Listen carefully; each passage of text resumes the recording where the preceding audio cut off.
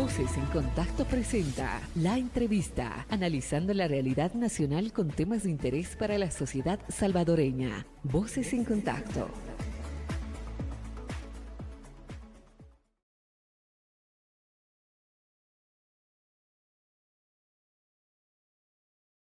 Bienvenidas y bienvenidos a Voces en Contacto para este día.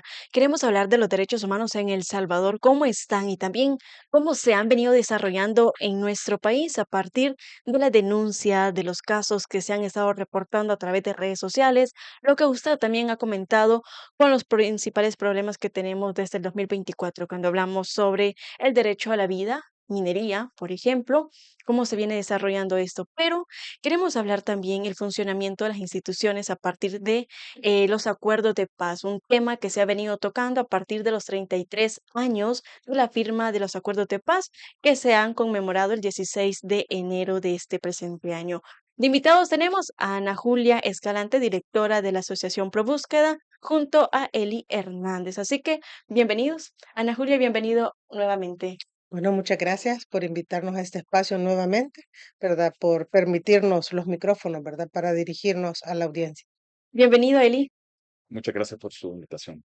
Un gusto tenerlos aquí a los dos y también en nuestra audiencia de la 92.1 FM y la 106.1 FM en el Bajo Lempa.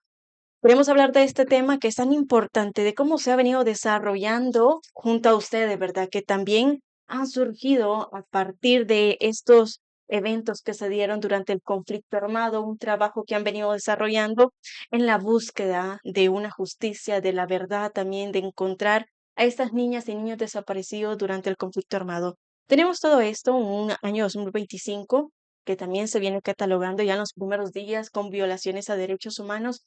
Ana Julia, cuando hablamos de esto, durante el conflicto armado sabemos que habían violaciones a los derechos humanos, pero ¿qué tan grave estaba ese contexto que se puede relacionar en este año? Bueno, realmente la guerra surgió precisamente de la represión que vivía el pueblo, ¿verdad? De muchas situaciones de injusticia que vivía la sociedad salvadoreña.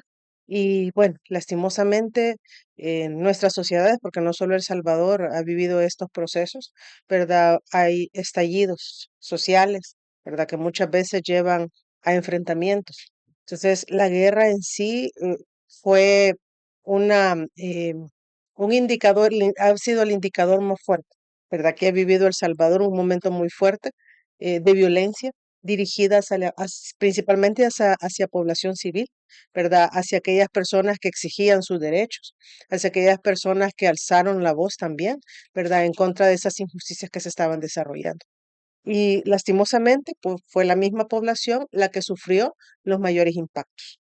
Cuando estamos hablando sobre este conflicto armado, sabemos que se da un proceso de acuerdos. Eli, cuando se habla sobre estos acuerdos de paz, ¿a qué nos hace referencia a nosotros? Tomando en cuenta, ¿verdad?, que se ha intentado decir que la firma de los acuerdos de paz fue una farsa, que el conflicto fue una farsa. Entonces, ¿qué significó esto? ¿Qué significa para la población salvadoreña? Sí, los acuerdos de paz no solo significaron terminar con el enfrentamiento armado en sí, sino que trataron de mejorar y modernizar, ¿verdad? Algunas instituciones que pues precisamente fueron, pues en el momento en que surgió el conflicto, estas instituciones o estos niveles de desarrollo en el país, ¿verdad? Estaban debilitados, ¿verdad? Y fue eso que también, pues, se recoge en los acuerdos de paz. El conflicto, surge en el momento en que hay condiciones, pues, muy precarias en muchos sentidos de la vida de El Salvador, ¿verdad? Había poco espacio político, ¿verdad? Hubo, pues, dos fraudes electorales en los años 70, había niveles muy bajos de educación, ¿verdad? Más que todo en las áreas rurales, ¿verdad? También había pues muy poco acceso a la tierra, que era un problema pues muy complicado y que venía arrastrando desde hace décadas. Y pues también pues también había pues una situación de que había una sensación de autoritarismo, ¿verdad? De parte de las instituciones. Entonces, la firma de los acuerdos recogen pues 8 puntos, ¿verdad? Principales que tratan tanto de cerrar el conflicto, ¿verdad? Pero también de crear instituciones, digamos, abolir algunos cuerpos que eran señalados precisamente por esta presión. También de, pues, mejorar lo que era el sistema electoral en este sentido de que se tenían estos antecedentes de fraudes electorales. También mejorar un poco, pues, la situación económica de los salvadoreños y salvadoreñas. Y es así, pues, que se logra el cese al fuego, pero ¿verdad? En la mesa se tratan de poder solventar estas situaciones que pues para la población en los años 70 y previo a los 70 eran pues situaciones que pues ya no eran pues soportables, ¿verdad? Para las personas y pues que fueron las causas del conflicto. Durante este conflicto armado sabemos que hay muchas niñas y niños desaparecidos, que es el trabajo que ustedes precisamente han venido desarrollando. ¿Qué es lo que ustedes han podido lograr también con estos acuerdos de paz? ¿Cómo funcionan para poder tener una respuesta y una justicia también para estas familias que aún siguen buscando a estas niñas y niños? Realmente Pro Búsqueda, un legado, ¿verdad? De ese espacio de paz que se intencionó en ese momento, ¿verdad? Es que las organizaciones y principalmente las víctimas tuvieron la oportunidad de movilizarse en torno, ¿verdad? A sus necesidades en el tema de reparación. En el caso de las familias afectadas por la desaparición de niñas y niños, pues precisamente los acuerdos de paz, el cese al fuego que se dio, ¿verdad? Permitió el establecer un ambiente en el cual ellas comenzaron, principalmente las madres, ¿verdad? Los padres de las niñas y niños comenzaron a hacer gestiones para la búsqueda, ¿verdad? Comenzaron a tocar instituciones del Estado que antes no podían, no hubieran podido acercarse, ¿verdad? A exigir sus derechos y también este mismo ambiente, ¿verdad? De conciliación que se estaba generando en ese momento, permitió también la consolidación de la organización de ProBúsqueda, ¿verdad? Y más familias se fueron uniendo ante la posibilidad, la esperanza de poder encontrar a sus hijos e hijas, que es principalmente nuestra función. Realmente ProBúsqueda ha avanzado en el tiempo, ¿verdad? Hemos avanzado en cuanto a tanto a la localización de niñas y niños, ahora personas adultas, ¿verdad? Y hemos avanzado también en el tema del reencuentro y el posicionamiento, ¿verdad? De las necesidades de la familia víctima. A la fecha, pues, como cada año tenemos que renovar nuestros datos, ¿verdad? Porque cada año hay avances. A la fecha tenemos alrededor de 1052 casos de niñas y niños reportados, ¿verdad? Como desaparecidos a causa de la violencia que se generó en ese momento por parte de la guerra, ¿verdad? De los cuerpos que se enfrentaban en ese momento, ¿verdad? Pero también tenemos más de 400 solicitudes de personas adoptadas en el extranjero, ¿verdad? Que también son parte, cuando ya se va avanzando en la investigación de los casos y se van resolviendo, vamos identificando, ¿verdad? Que la misma guerra propició y facilitó las adopciones irregulares. Es decir, nosotros en el tiempo, a 33 años de los acuerdos de paz, hemos avanzado bastante en el tema de la verdad y de reparar en alguna medida a las víctimas, ¿verdad? Las familias afectadas por la desaparición forzada. Cuando usted habla sobre esa esperanza que surge, ¿verdad? De encontrar a estas niñas y niños, de saber qué es lo que pasaba en El Salvador y de reconocer cuáles eran las violaciones a los derechos humanos que se tenían. También surge una PDH, una Procuraduría para la Defensa de los Derechos Humanos, el I. Y cuando tenemos esto, ustedes sienten el acompañamiento, ¿verdad? Ya una institución creada para velar en la defensa de estos derechos, de buscar, ¿verdad? Una justicia. ¿Qué es lo que se pudo constatar? ¿Cómo funcionó en su momento esa PDH? Bueno, la Procuraduría fue creada en los acuerdos para tratar de, digamos, erradicar todas estas prácticas que durante el conflicto habían sido muy graves, ¿verdad? Como las capturas ilegales, las ejecuciones también de grupos que pues actuaban a la sombra del Estado y pues la Procuraduría pues inició su proceso en los noventas.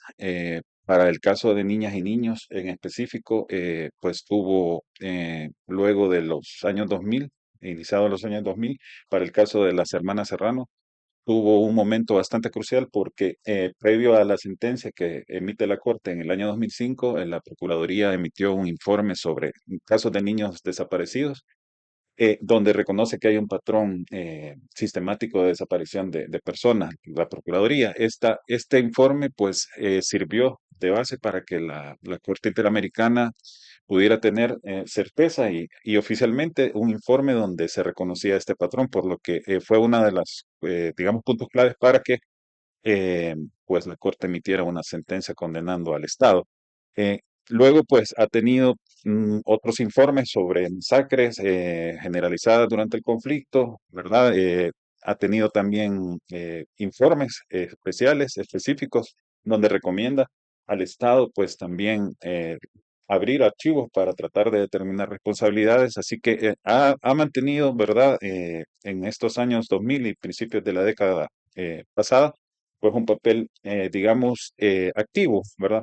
Eh, Actualmente, pues, ha tenido como, pues, una situación de que también ha estado a la sombra, ¿verdad? En estos periodos pasados, el último periodo presidencial y el actual, ¿verdad? Ha tenido un perfil bajo, ¿verdad? Digamos que no hay ahorita eco de algún tipo de nuevos informes, ¿verdad? O de señalamientos directos a personas por estos casos del conflicto, a funcionarios, ¿verdad? No hay en este momento, pues, digamos, esa sensación de que tenga, pues, una actuación activa pues, en la defensa de estos derechos de víctimas del conflicto. Eli, usted menciona sobre estas recomendaciones que se le hizo al Estado salvadoreño a partir de las instancias internacionales. ¿Se ha podido lograr algo a partir desde que se empezó a denunciar eso también en lo nacional e internacional? Sí, bueno, los acuerdos tenían, pues, ciertas, digamos que situaciones que iban a ser cumplidas por ambas partes, como era someterse al sistema de justicia salvadoreño. Luego que también se crea la Comisión de la Verdad y también la Corte, perdón, la Comisión determina, recomienda depurar a la Fuerza Armada, depurar al órgano judicial, ¿verdad? Como forma de que pues se limpie, ¿verdad? Del Estado de todas estas personas que hubieran cometido pues algún crimen.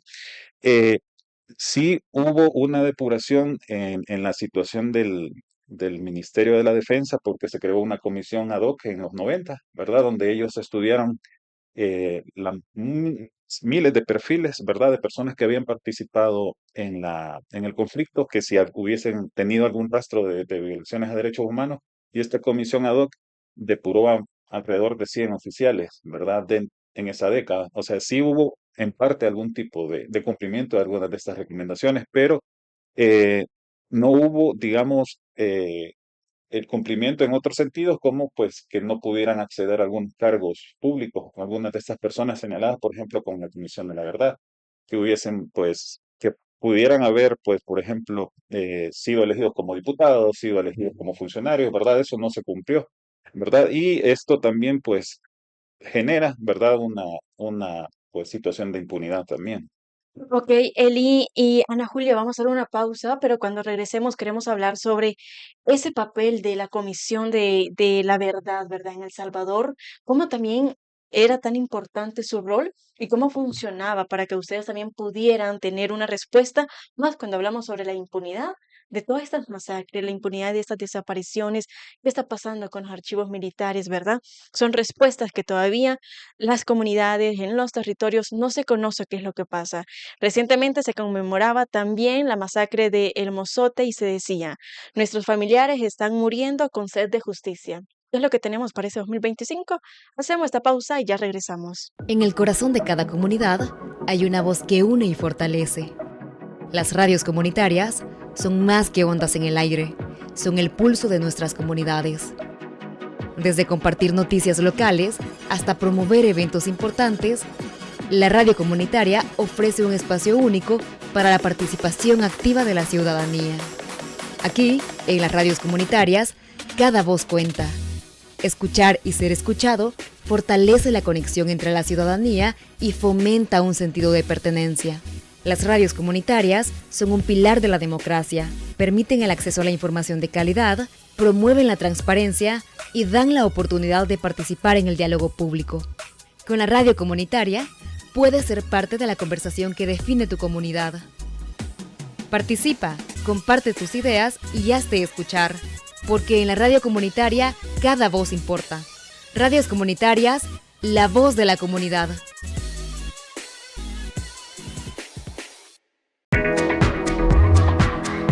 Hola, te queremos contar cuál es la importancia de las radios comunitarias y su papel fundamental en la libertad de expresión. Las radios comunitarias son mucho más que estaciones de radio, son un pilar de nuestras comunidades, donde cada voz cuenta y cada opinión importa. En las radios comunitarias, la libertad de expresión florece, se promueven debates abiertos, se comparten historias locales y se da visibilidad a temas que a menudo no tienen espacio en los medios tradicionales. Las radios comunitarias permiten que las comunidades se conecten, se informen y se empoderen. A través de ellas, la gente puede participar y expresar sus preocupaciones libremente. Al apoyar las radios comunitarias, estás defendiendo la libertad de expresión, estás garantizando que cada voz tenga un espacio y que cada historia pueda ser escuchada.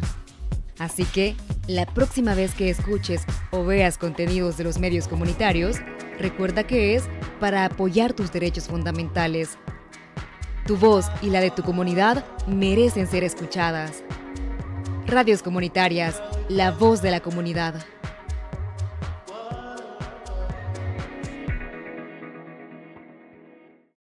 Gracias por seguir con nosotras y nosotros en este espacio donde estamos hablando sobre esas vulneraciones a derechos humanos en El Salvador, cómo se encuentran a partir de 33 años de la firma de los acuerdos de paz que se conmemoraban el pasado 16 de enero de este año.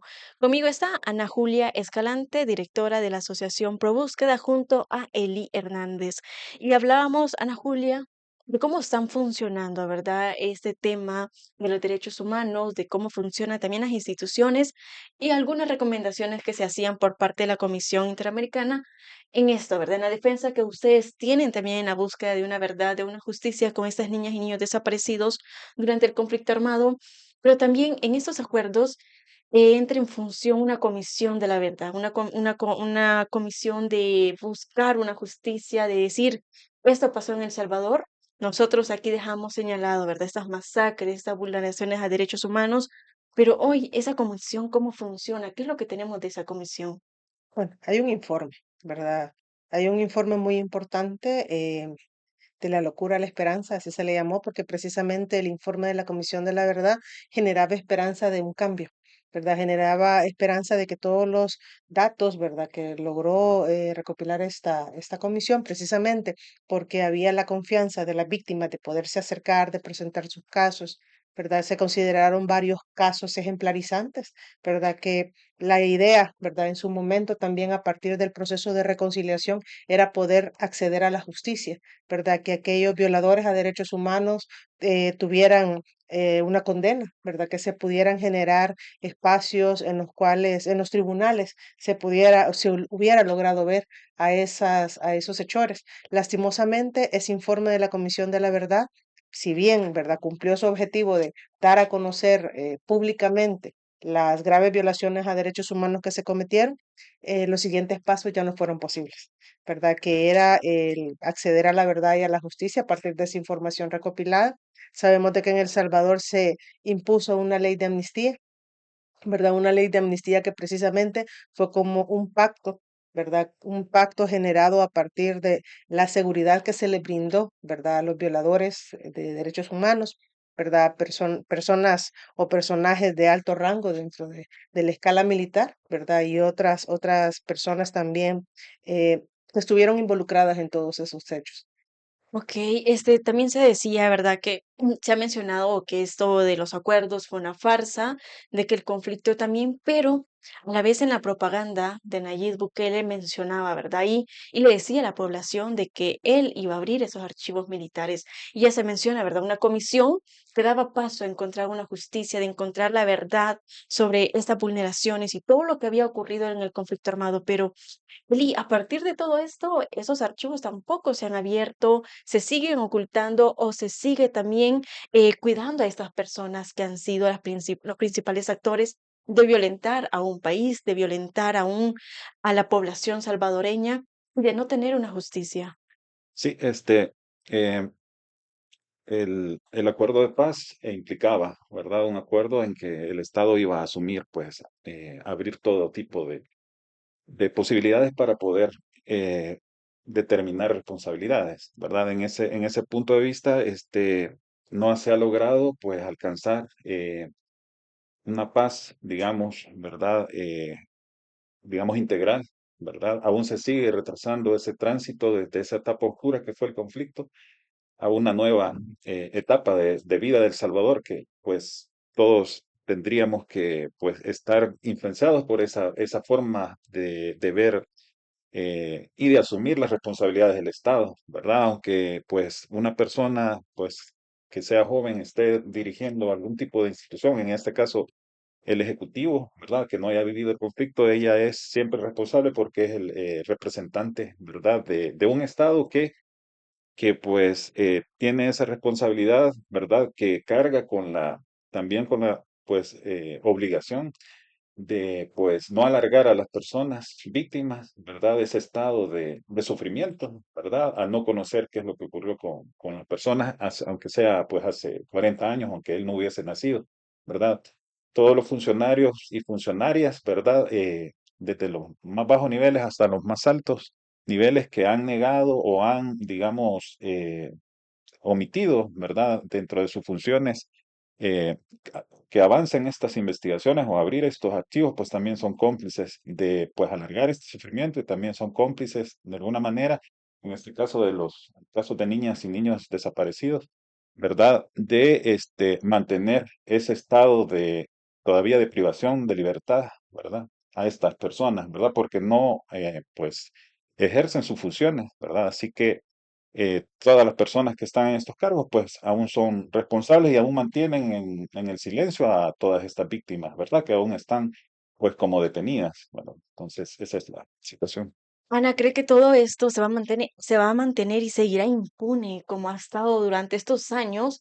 ¿O hay alguna esperanza de que esto llegue a cambiar, de que la historia de El Salvador se cambie, ¿verdad? De un momento para otro y diga, bueno, aquí está lo que pasó durante el conflicto armado y ustedes tener las respuestas que siempre han estado buscando.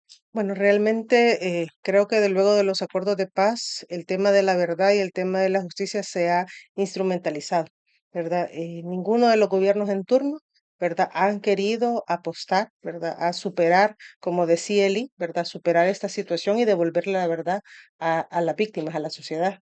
¿Verdad? Siempre han existido mecanismos que han evadido estas responsabilidades y en la actualidad, pues lastimosamente, estamos viviendo la misma situación, ¿verdad? Tal vez señalar que las víctimas, organizaciones de víctimas desde hace algunos años han apuntado a que existe en El Salvador una base legal, ¿verdad? O un mecanismo que permita poder solventar todas estas necesidades ligadas a justicia transicional, que son la verdad, la justicia, en la reparación y las medidas de no repetición. En ese sentido, ya en varias ocasiones se ha presentado un anteproyecto de ley, ¿verdad? Que es una ley integral de justicia transicional, precisamente porque se busca generar ese marco legal, ¿verdad? Que permita avanzar en estos casos, ¿verdad? Que no solamente esté ligado a la buena voluntad del Estado, sino que ya exista un mecanismo y exista toda una estructura,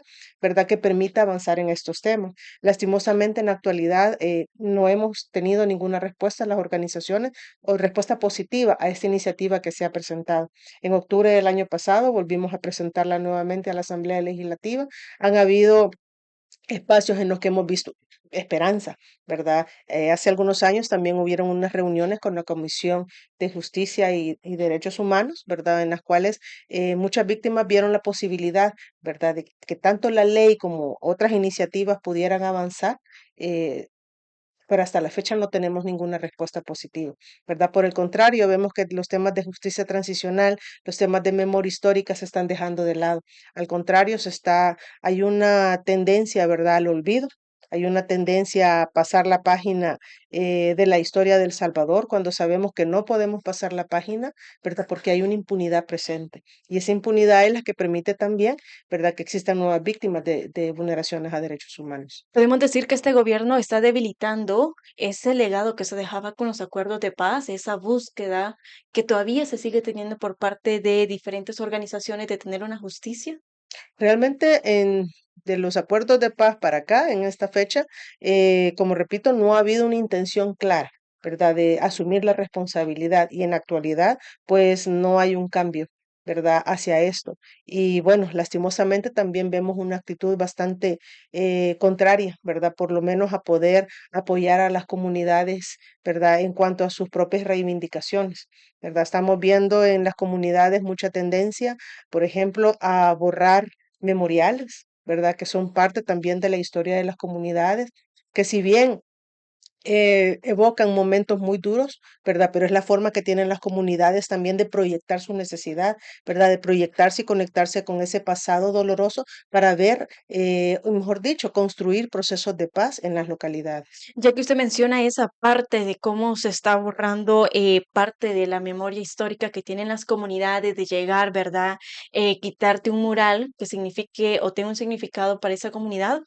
También cómo podemos ver si estamos quitando esa parte, pero también estamos militarizando comunidades, en teoría, por tener una seguridad tranquila para que la gente se sienta bien. También eso hace recordar lo que esas familias o muchas familias salvadoreñas vivieron durante el conflicto armado. Entonces, ¿a qué se está jugando o sea, tendrá un significado, supongo yo, cuando hablamos de la militarización?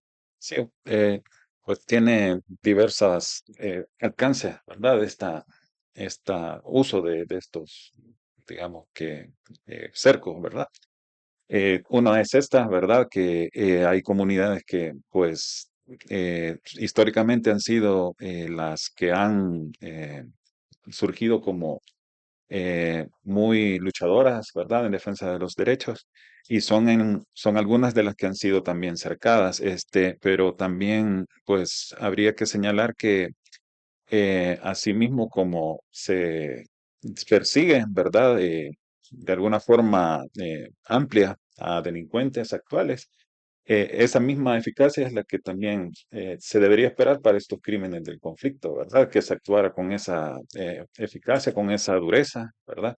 Que se hicieran pues allanamientos, así como pues se allanan a las personas, a casas particulares, ¿verdad? Se allanaran también pues oficinas o instituciones donde hubiese información, ¿verdad? De casos del conflicto, ¿verdad? Que fuese pues una actitud coherente con pues la persecución del delito, ya sea actuales o pesados. Saben que también en los acuerdos de paz, retomando estos puntos de la Fuerza Armada, se decía, ¿verdad?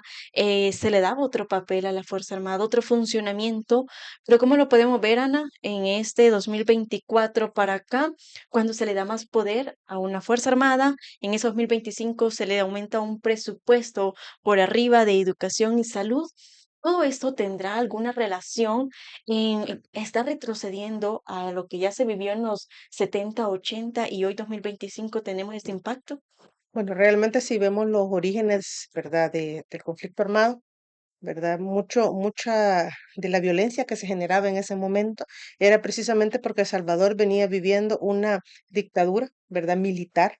Sabemos que en la historia de El Salvador hay muchas figuras de militares que generaron vulneraciones a derechos humanos en ese momento, ¿verdad? Masacres. Había pocos espacios para sociedad civil, ¿verdad? Para poderse organizar, para poderse expresar y participar de la vida política del país.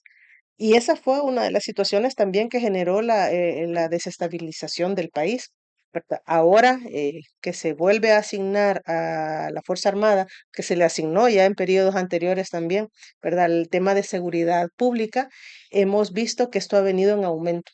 ¿verdad? Se generó una Policía Nacional Civil precisamente para establecer un equilibrio, ¿verdad? En el tema de seguridad pública, que ésta estuviera ligada a un poder más civil, ¿verdad? Que la sociedad tuviera la oportunidad de participar, ¿verdad? Dentro del tema de seguridad pública, que no se le fuera asignada precisamente a grupos militares, ¿verdad?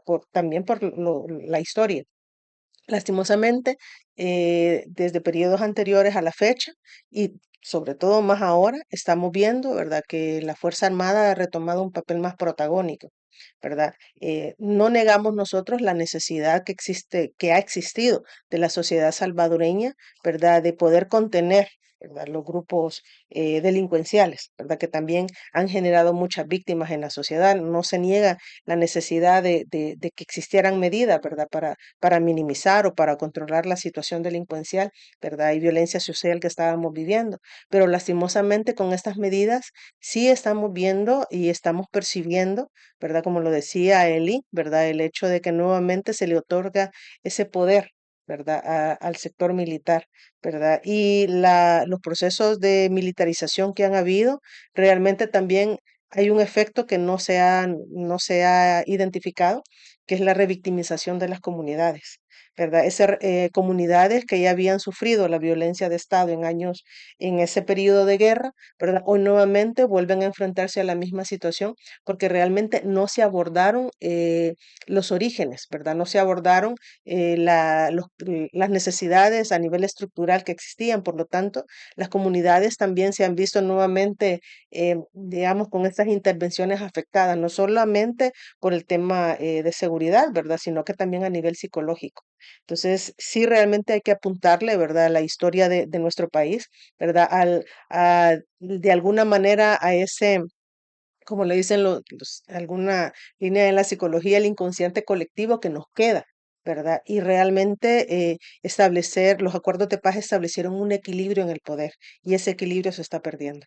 Ok, vamos a hacer una pausa, pero cuando vengamos vamos a ir cerrando este espacio de entrevista con esto de las desapariciones. También estamos hablando de un 2025 que viene en estos años atrás con desapariciones forzadas. ¿Eso tiene relación? ¿Qué es lo que está pasando? ¿O tiene una relación también que viene lineal con esto de darle más poder a una Fuerza Armada, de darle poder a la Policía Nacional que en su momento era para proteger, ¿verdad?, a la población? ¿Cómo funcionan? Hacemos esta pausa y ya regresamos. En el corazón de cada comunidad hay una voz que une y fortalece. Las radios comunitarias son más que ondas en el aire, son el pulso de nuestras comunidades. Desde compartir noticias locales hasta promover eventos importantes, la radio comunitaria ofrece un espacio único para la participación activa de la ciudadanía. Aquí, en las radios comunitarias, cada voz cuenta. Escuchar y ser escuchado fortalece la conexión entre la ciudadanía y fomenta un sentido de pertenencia. Las radios comunitarias son un pilar de la democracia, permiten el acceso a la información de calidad, promueven la transparencia y dan la oportunidad de participar en el diálogo público. Con la radio comunitaria, puedes ser parte de la conversación que define tu comunidad. Participa, comparte tus ideas y hazte escuchar, porque en la radio comunitaria cada voz importa. Radios comunitarias, la voz de la comunidad.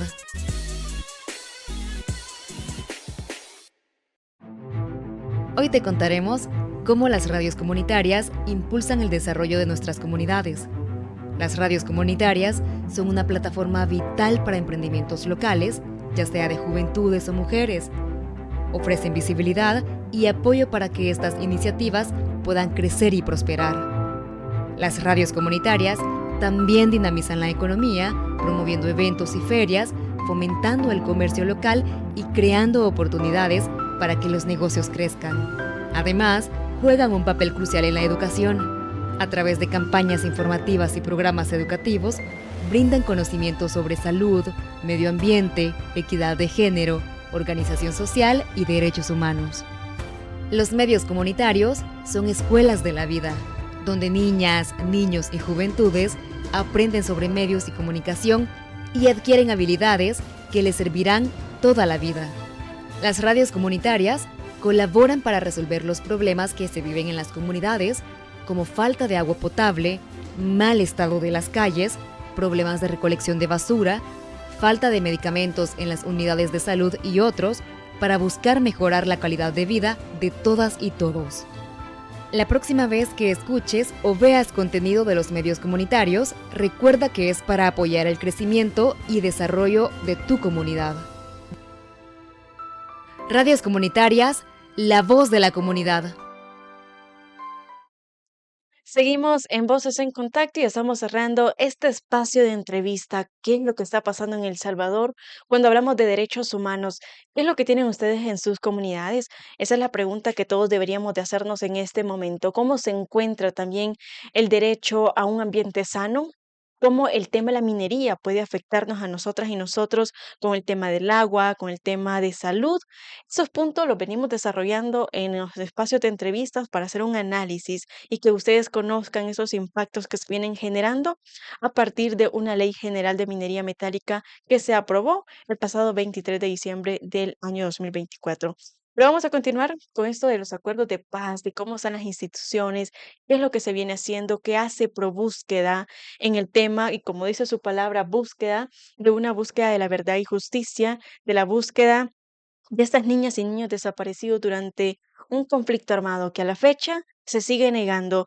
Ana Julia, este espacio, sabemos que venimos hablando de una Fuerza Armada, de una Policía Nacional Civil, que tenía un precedente, ¿verdad? Que también se les decía, este es el funcionar a partir de este año, ¿verdad? Del 92, pero venimos viendo que estos últimos periodos ha sido un retroceso. Podemos hablar de que esto es, existe el paralelismo entre las violaciones a los derechos humanos durante el conflicto armado y las violaciones a derechos humanos que tenemos bajo un régimen de excepción, que ya vamos a cumplir 3 años, por cierto, de esta medida. Realmente sí, ¿verdad? Porque hemos visto, bueno, y las mismas víctimas lo dicen. Estamos viviendo como en los años 80, ¿verdad? Estamos viendo cosas de las cuales ya pensamos que no íbamos a volver a, a observar o el miedo que podíamos sentir en esos momentos los estamos volviendo a sentir ahora, ¿verdad? El hecho de no podernos expresar, el hecho de que se criminaliza la defensa de los derechos humanos, como en aquel entonces, ¿verdad? Estructuras que habían sido como, a partir de los acuerdos de paz, eh, como equilibrado el poder, digamos, ¿verdad? Que sociedad civil también tenía acceso a esos espacios de participación.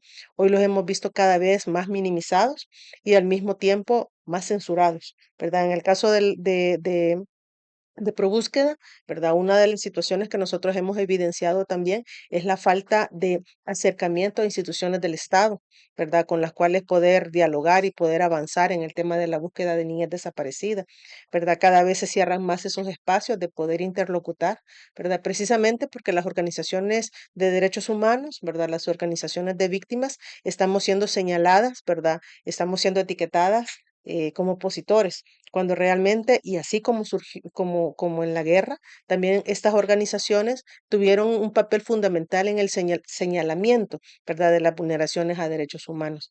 Y sí, realmente la misma sociedad creo que está expresando, ¿verdad? No solo las organizaciones, sino la sociedad también está expresando el hecho de que se deben de partir de la historia, ¿verdad? No podemos olvidar de dónde venimos, no podemos olvidar los conflictos que existieron anteriormente en nuestra sociedad, porque si no, corremos el riesgo de volver a caer en el mismo círculo.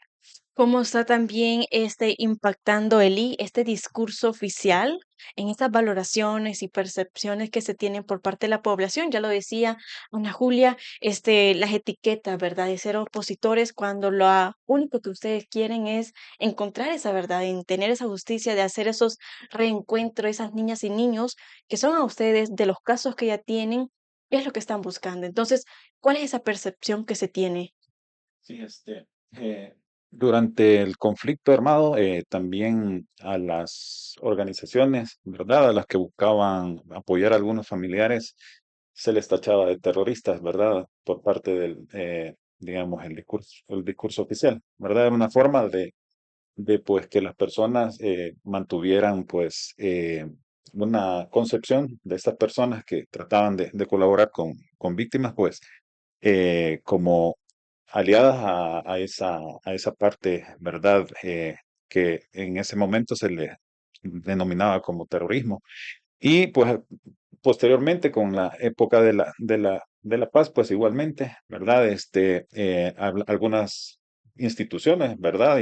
Y organizaciones que trataban de pues colaborar con algunas de las personas que vivían en zonas marginales, en zonas de exclusión social, pues también fueron pues señaladas como delincuentes. En este momento, pues eh, se ha tomado esta idea de la oposición, ¿verdad? Como pues también relacionadas a algunos partidos políticos, y eso lo que quiere pues es también volver estéril, ¿verdad? Del el trabajo de las organizaciones, ¿verdad? Minimizar también los impactos del conflicto, ¿verdad? Y pues el mensaje que también siempre se usa es como que cuando se señala, por ejemplo, por parte de ProBúsqueda algún hecho grave del conflicto, pues hay muchos comentarios que hablan de que, pero una parte hizo también esto y otra parte hizo esto otro, ¿verdad? Entonces es como neutralizar que el impacto de los embates del conflicto en base a que las dos partes hicieron, digamos, cosas muy difíciles o complicadas, ¿verdad? Pero esto no es, ¿verdad?, correcto en el sentido de que eh, las dos tuvieron responsabilidad, ¿verdad? Y entonces es por eso que hay que aclarar los hechos, ¿verdad? Como le venimos diciendo de parte de todos estos funcionarios, ¿verdad? Deben ejercer sus obligaciones para poder colaborar con la aclaración de estos hechos. Cuando hablamos de eso, sabemos que han sido procesos y temas muy delicados, hablar del conflicto armado, saber de que existen organizaciones en defensa de los derechos humanos, en defensa también de esa verdad, ¿verdad? Que hasta el momento no se tiene. Ana Julia, para ir cerrando también, ustedes como ProBúsqueda, ¿qué es lo que le piden a la población a partir de todas estas vulneraciones a los derechos humanos, a partir de una negación a nuestra propia historia, a partir también de lo mismo?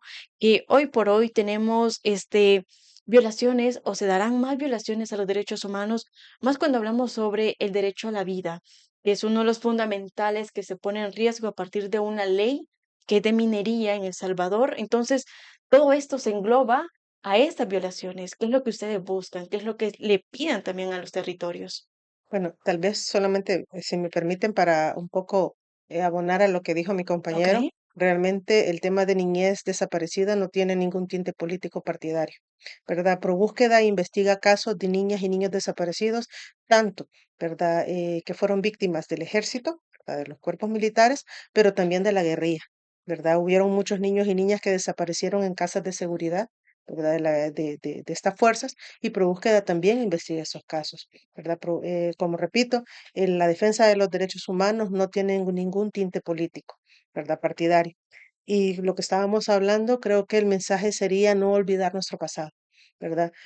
No olvidemos, ¿verdad?, de que de la guerra, ¿verdad?, surgieron muchas buenas iniciativas, ¿verdad?, muchas buenas instituciones que tenían pues esa finalidad de generar pesos y contrapesos en nuestra sociedad para tener un equilibrio, ¿verdad?, para poder construir un país democrático.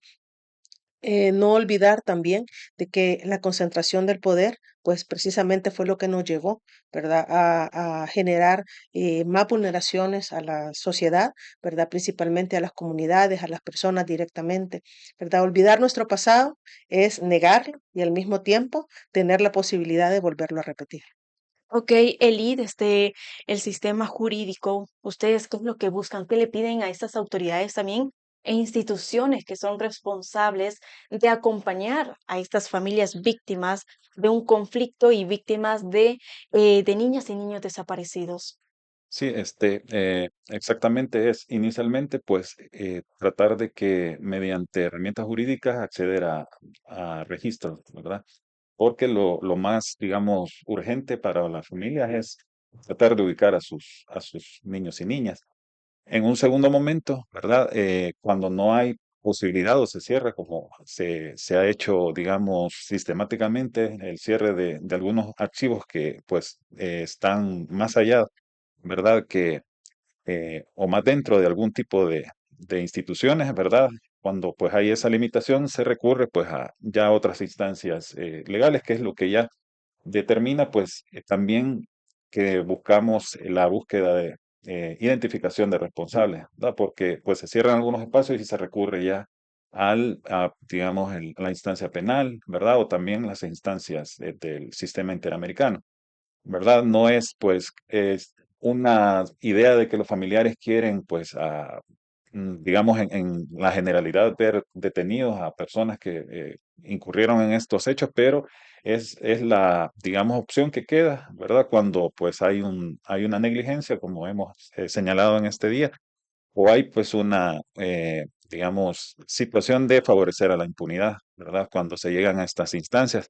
Eso es lo que se busca, es pues también pues que el conflicto también sirva para poder eh, pues que El Salvador conozca, ¿verdad?, en qué situación se cayó también de pues locura, como habla el informe de la comisión, de respeto a los derechos de las personas, ¿verdad? Para que podamos pues todos tener, como yo mencionaba, pues que nos influyera y pues actuar tanto como personas particulares, pero más los funcionarios y funcionarias, ¿verdad? Apegados a pues, el principio de la verdad, ¿verdad? Y pues ya no incurrir pues en otra situación que vuelva a generar algún tipo de conflicto. Ok, muchísimas gracias a los dos por haber estado en este espacio con nosotras y nosotros hablando de ese tema muy importante. Bueno, gracias a ustedes por la invitación.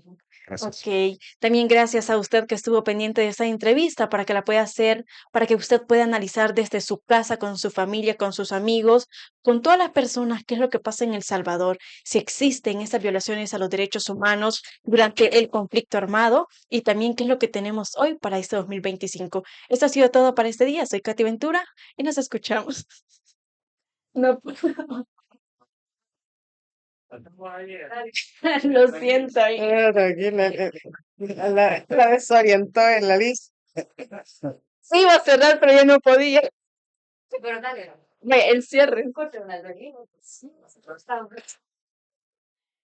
iba a cerrar, pero ya no podía detenerme. Vaya.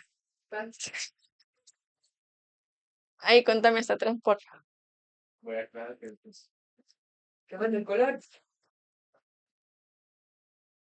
Qué gran ruido que hizo. Pero solo el cierre, vaya. Démosle pues, vaya.